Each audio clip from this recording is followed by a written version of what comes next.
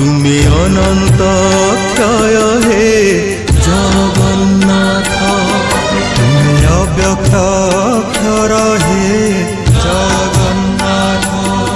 নিজ ইচ্ছারু সৃজিল এ জগত, আদি নাহি যে তুমার নাহি অন্ত।